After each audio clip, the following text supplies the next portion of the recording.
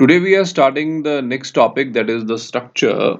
Structure and union are very important topic of C programming, and out of that we are starting the structure. Well, if I tell you the crisp about the structure, now we know that there are many data types which are available which are system defined. Just like if I say int, we also have the character, we are also having the float. So these are the system defined data type which are available, and we are using them one by one. Let us suppose that we are saying int a, or maybe we are saying char c or float f, then we are declaring their values. Now assume that all these are merged, means any of two or three are merged, and then they are given as some name. Let us suppose the name given is ABC, and this ABC is becoming the new data type which is containing the three data type. Now just like I take the object of integer, means I create the variable of integer a, similarly this ABC is becoming the new data type from which I can take out some variable, let us suppose x. Now this ABC is a user defined, so that is the structure. So I have given you the basic funda how the structure will do. It is not the exact definition or the representation, I am just showing you how it is going to work. Now if I say what is there inside that, there are three user defined data types, int, char and float. We have combined them and created a user defined data type, that is ABC. Now from the ABC we can create the variables. So that is the whole story behind the structure. Now what is the exact way of learning the structure we will discuss, but first of all we have learned one thing, that structure is the user defined data type. So it is user defined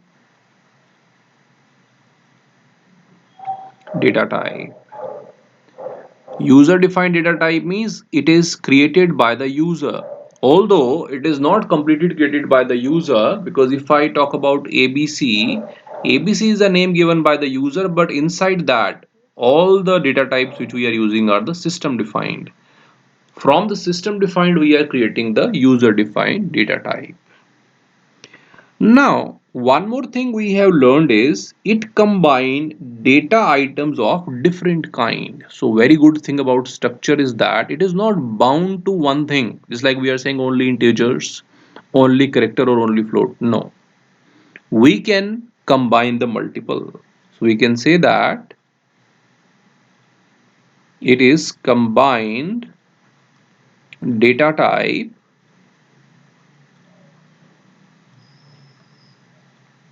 of different kind.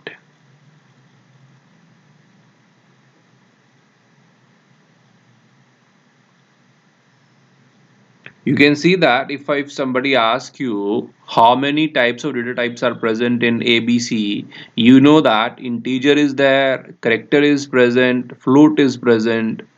So the user defined data type ABC contain the different types of the data type inside that. Now where we use it? Yes, that is an interesting question. We use it in the record representation. So it is used to represent record. Well, obviously we need a record, then we need such type of structure. I am giving you one example. With the help of that everything will be clear to you. Let us suppose that there is an employee. Now that employee is having a name for sure. So for that I need a character type of array, putting the name. Let us suppose that the employee name is in 20. So char 20 is there. Employee surely will be having the ID. So int id means a id of integer type. Employee will surely be having the salary. So float salary.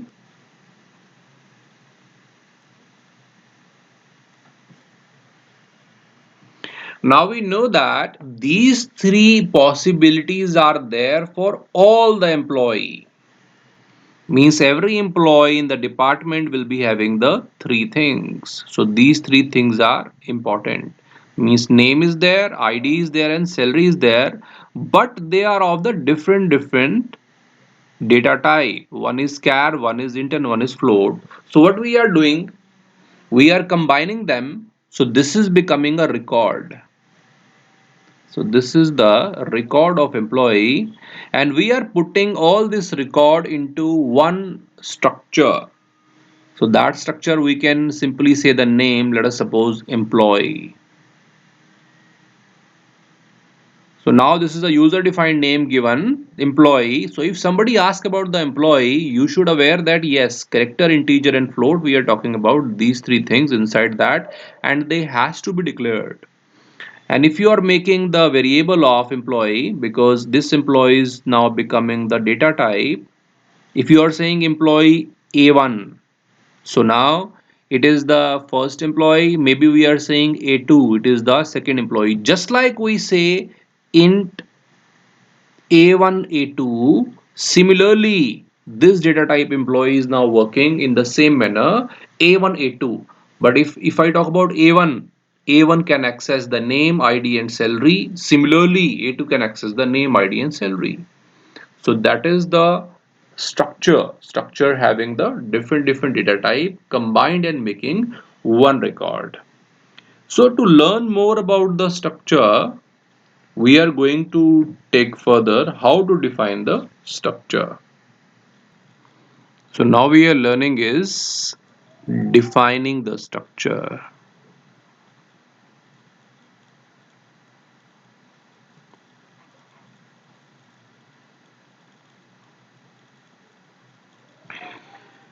In defining the structure, there is a standard format.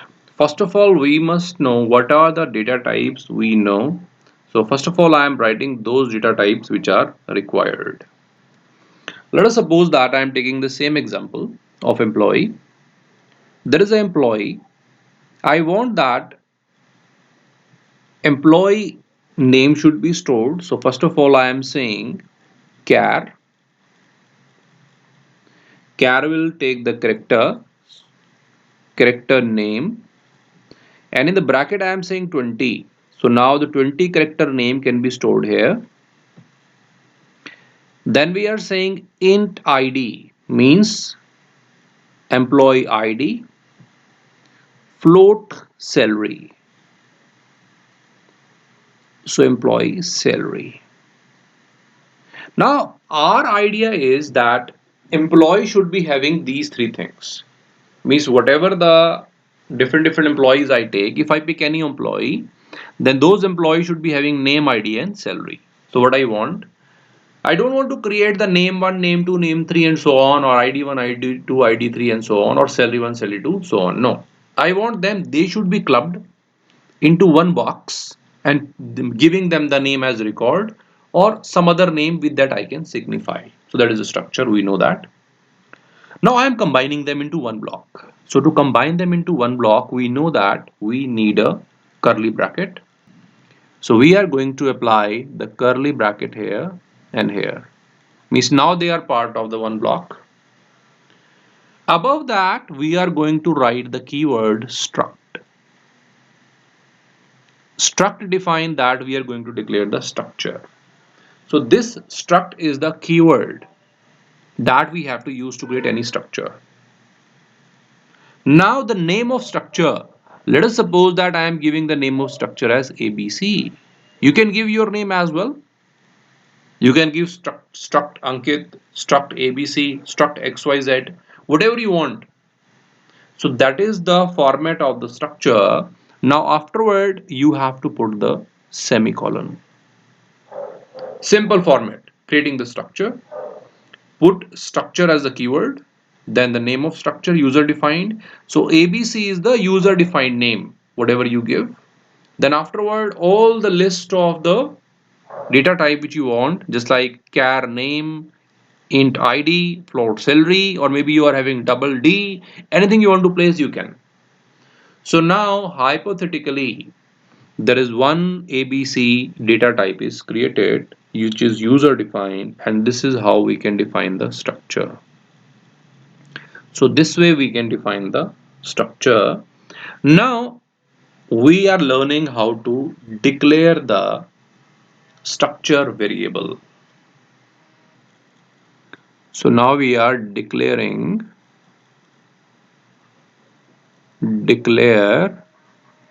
structure variable.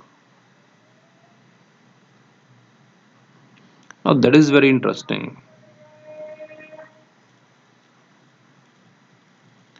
We know that just like we are having the user defined data type, let us suppose int, we have already taken the example as well. If int is there and I has to create the integer variable, let us suppose a I am creating, so I will simply write int a. What that mean? The meaning is that variable a is declared which can store the integer value. Similarly, in the above example, we have seen that there is a structure ABC, and if I has to create the variable, then how I will create? I will simply write the name of the structure ABC because that is a user defined data type, and putting the variable name A same, but before that I will add on struct because it is a user defined name, that's why I'm using this one.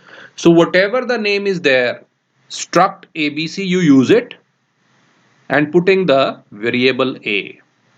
Now what that mean? You see, once I create int A, so in the memory one block of integer is declared where I can store the integer type value. So in the block I can store the integer. Let us suppose that the integer stored is 7. Now here if I talk about struct abca, so one variable a is created in the memory. Now that variable is not having a single memory, it is the combination of three memory because the structure is combination of three things. One is the character memory, one is the integer memory, and one is the float memory. So this type of a variable is created, and in the first you can put the name. Let us suppose you can put the AWT, any name. ID you can put the ID 101, and salary you can put, let us suppose 100.2, anything you can put. I'm taking one more example to make you understand. Just like the system defined data type, we are having integer. We used to create two variable int a comma b, means two variables are declared. The same thing is possible with the structure as well. You can simply write struct, which is the structure. ABC, we know the ABC is the name which user has given. You can give any name, I have already told you. Now two variables I have declared, one is A and one is B, no problem. So two structure variables are declared in the same manner. If I talk about the integer AB, so two memory blocks are reserved. One is variable A, one is variable B, and they can store the only integer value 1 and 2 or any other value. But here if I talk about the structure, then there are two blocks of memory are reserved, and we know that this is not only the integer memory, this is the combination of three different types. So this is A and this is B. Let us suppose that the first block is this one, this is second, and this is third. So both are having the three blocks. That is the advantage. So let's suppose that in the first I am putting the name, any name you can put. Let us suppose Ankit I have put. Let us suppose the employee ID I have put 301. Let us suppose some salary I have put 107.3. Or here I have put another name. Let us suppose Verma is some name. Then there is some ID 401 and there is some salary 207.3. So this way the structure is going to work. Means the structure is same as the data type. You just understand structure is similar to the data type and we are creating their variables. You just assume that it is a system defined now. But yes, we know it. Structure is not a system defined, it is a user defined. But yeah, it works in the similar way as the system defined, means the variables are created and with the help of the variable we can access the different values. There is one more method to declare the structure which is very important. If you don't want to write such statement, if you don't want that I must write struct abca or something, let us suppose that I am taking this line, you don't want to write here separately, you want that at the same place I should declare the variable a and b while I was defining the structure. Now you can modify one thing. I am making the same statement while defining, means while I was defining the structure I am going to create the two variables. Let us suppose I am redefining the structure and the variable a and b I am making at the same time. So we know that if I take the same example, then we are having the char name, so that is written, means character type name which can take the 20 character, array is there, integer id, then float salary.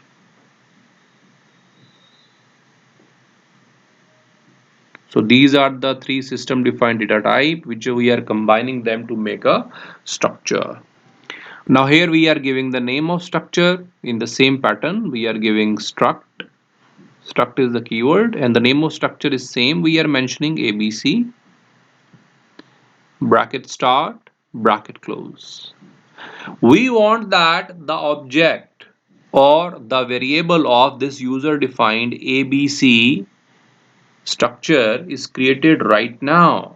I don't want to create separately. I don't want to write this line. No, I don't want to write struct ABC A comma B separately. No. Don't worry. You simply write here A comma B semicolon. Now one structure is created with the name ABC, which is user defined, which is the combination of three data type char, integer and float, and there are two variables which are declared of structure ABC, which is a and b. That is a simple method. So in the many books you will find this method, that you are having a structure and ABC is written at the same place, means two variables are declared, or in many books you will find that the last line is written struct ABC A comma B. So both are the correct ways. If you want any way, any choice, it is totally up to you which you want. Now the next thing which we are discussing is accessing structure members. So now we are discussing the accessing structure members.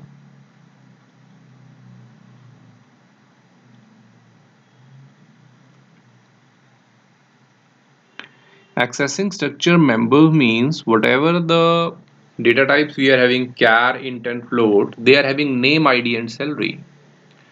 Now how to take out that name, ID and salary means to reach to name, ID and salary means taking their value and giving their value. Both things are coming under accessing, means to access that, because name, ID and salary are inside the structure and now we have to access them. So to access them there is a simple funda. The funda is that you have to apply the variable means whatever the name of variable is there, dot, you know the dot sign is the period sign, then afterward we are having the member, whatever the member we are having, afterward we are applying the dot. So I'm giving you one example to make you understand how we are going to work with that. Let us suppose that we have to take out the first member, and the first member is name, so I want to access it. Now what is the variable? I am supposing that this is the line which we have written, struct abca. So this is the line we have written, means a is the variable. Now so we will write a dot, the member is name, so name is the member, we will write a dot name. So with the help of that we can take out the name, means we can access. Now we can assign the value to name with the help of that. But remember one thing, in the string we have discussed that if you are going to apply the name, we cannot say a dot name is equal to Ankit. No, the directly is not possible. We are going to copy. If you are going to provide the direct string, then you should use the string copy function. So we will say strcpy means copy the string in variable a dot name, comma, whatever the string is there. Let us suppose that you want to add on a name Ankit here, so it will be written inside the a dot name. Other things you are already aware. If I have to access the ID with the help of the variable a, you know that we will simply write a dot id. It is an integer variable. We can directly assign the value a dot id is equal to 301. If I have to access the salary, which is of float type, and we know that the variable is a, so we will write a dot salary, and that is equal to any value. Let us suppose 700.5. So this way we are going to access the members of the structure. It is not only you are defining the values constant, because you can see that these are the constant values, just like Ankit is a constant, 301 is a constant, 700.5 is a constant. You can take the input from the user as well. We know it. If I has to take the input from the user, then how I will write? Now we will simply write the scanf. Scanf means taking the input from the user. Then we are having percentage s. If you have to take the string value, you need a percentage s, comma. If I have to access the name, you know that name is the part of object or the variable a, so I will say a dot name. Remember one thing, their AND operator will not come before a dot name, because in the string AND operator not come. Taking another value from the user, scanf. Now the next one we are having is ID. So after the scanf we are saying percentage %d, because ID is of integer type, comma, to access the ID we have to go to the variable, so we will say and address of a dot id. So this is we are taking from the user. Now suppose for the salary we are going to take it from the user, so we will say scanf. This is the float type, salary is the float type, so we will say percentage %f, comma, address of variable is a dot salary. So these are the last three lines which we are taking the input from the user. So this way we can take the input from the user, or we can define the value by ourselves. The first three lines are mentioning the value which we are defining by ourselves, and the last three lines are mentioning the input taken from the user. Similarly, we can print the statement by simply writing a.name, a.id or a.salary.